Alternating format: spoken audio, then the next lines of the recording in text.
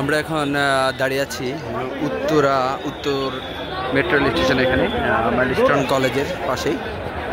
কিছুক্ষণ আগে কিন্তু মাইলস্টোন কলেজে একটি ফাইটার বিমান বিধ্বস্ত হয়েছে, প্রশিক্ষণ বিমান।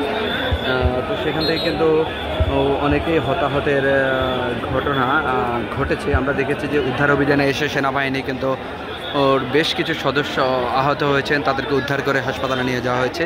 এবং অনেক অভিভাবক অভিযোগ করেছেন যে তাদের সন্তানদেরকে এখন পর্যন্ত খুঁজে পাওয়া যাচ্ছে না, তাদের এখন পর্যন্ত সন্ধান নেই। একজন যেমনটি বলেছিলেন যে তার সন্তান যে ক্লাস কক্ষে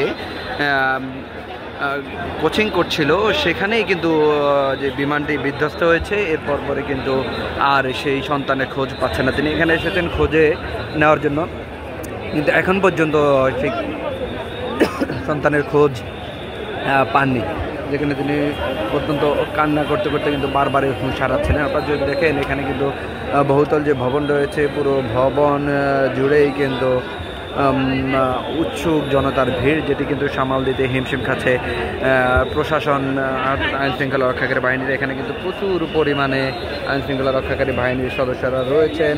এখানে রয়েছেন সেনাবাহিনীর সদস্যরা, র্যাব, পুলিশ, বিজিবি থেকে শুরু করে প্রত্যেক বাহিনীর সদস্যরা কিন্তু এখানে রয়েছেন। প্রত্যেকেই কিন্তু উদ্ধার অভিযানের জন্য কাজ করছেন।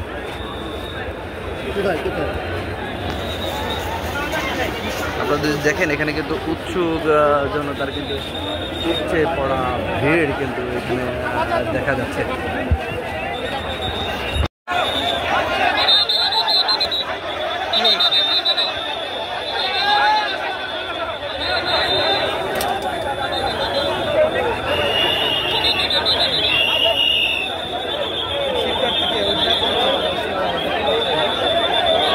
আপনারা দেখতে পাচ্ছেন এখানে কিন্তু একজন শিক্ষার্থীকে উদ্ধার করা হয়েছে, মাইলস্টোন কলেজের কাছ থেকে একজন শিক্ষার্থীকে উদ্ধার করা হয়েছে।